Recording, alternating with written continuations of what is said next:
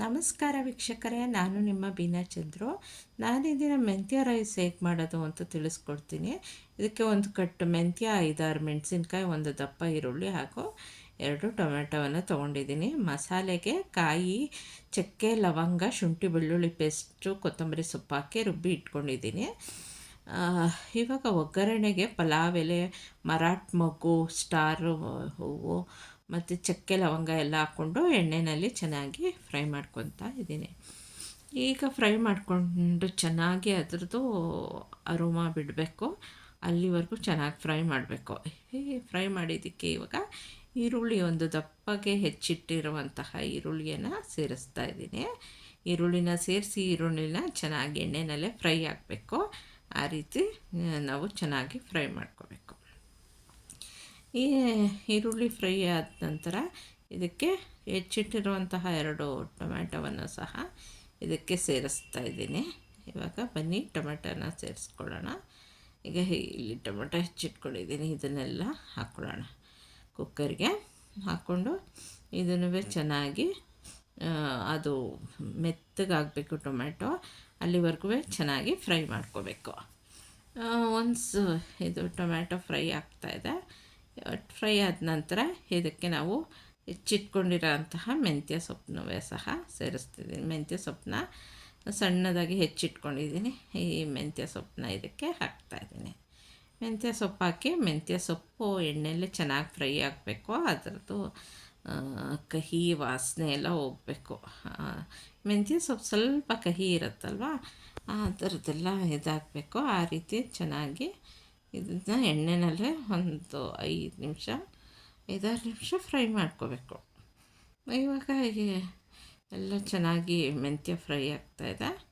ಇವಾಗ ಇದಕ್ಕೆ ನಾವು ರುಬ್ಬಿಟ್ಕೊಂಡಿದ್ವಲ್ಲ, ಈಗಾಗಲೇ ಹೇಳಿರೋವಂತಹ ಮಸಾಲೆ, ಕಾಯಿ, ಹಸಿಮೆಣಸಿನ್ಕಾಯಿ, ಕೊತ್ತಂಬರಿ ಸೊಪ್ಪು, ಶುಂಠಿ ಬೆಳ್ಳುಳ್ಳಿ ಹಾಗೂ ಚಕ್ಕೆ ಲವಂಗ ಹಾಕಿ ನಾನು ರುಬ್ಬಿಟ್ಕೊಂಡಿದ್ದೀನಿ.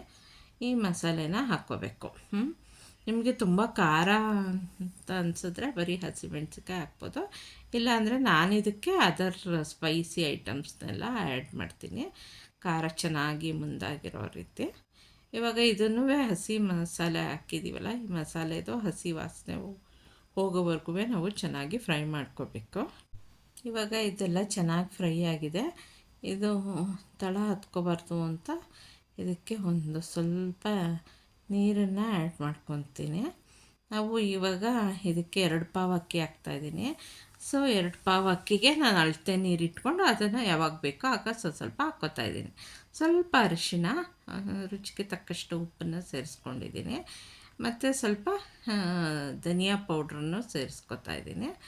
ಹಾಗೂ ಇದಕ್ಕೆ ಗರಂ ಮಸಾಲೆ ಪೌಡ್ರನ್ನು ಸಹ ಸ್ವಲ್ಪ ಸೇರಿಸ್ಕೊತಾ ಇದ್ದೀನಿ.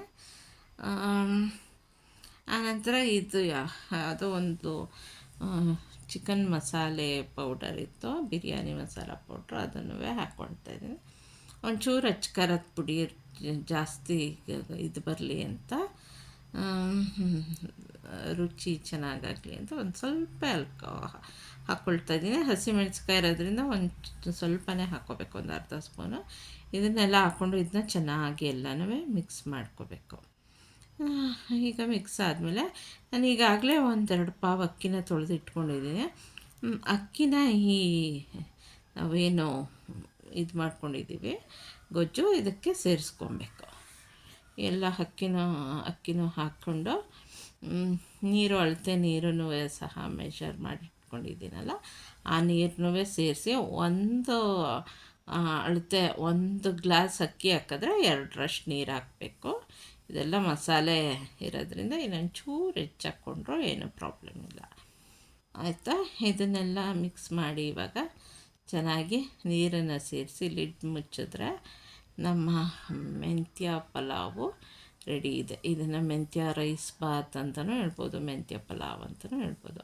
ಇಲ್ಲ ಅನ್ನನ ಸಪ್ರೇಟ್ ಮಾಡಿಕೊಂಡು ಈ ಥರ ಗ್ರೇವಿ ಮಾಡಿಕೊಂಡು ಇದನ್ನು ಕಲಿಸ್ಕೊಳ್ಳಬಹುದು, ಆ ರೀತಿಯೂ ಮಾಡ್ಬೋದು, ಈ ರೀತಿಯೂ ಮಾಡ್ಬೋದು.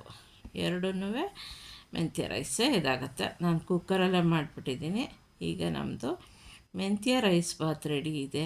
ವೀಕ್ಷಕರೇ, ಈ ರೆಸಿಪಿ ನಿಮ್ಗೆ ಇಷ್ಟ ಆದರೆ ನಿಮ್ಮ ಮನೆಯಲ್ಲೂ ಟ್ರೈ ಮಾಡಿ. Thank you for watching. Please subscribe my channel.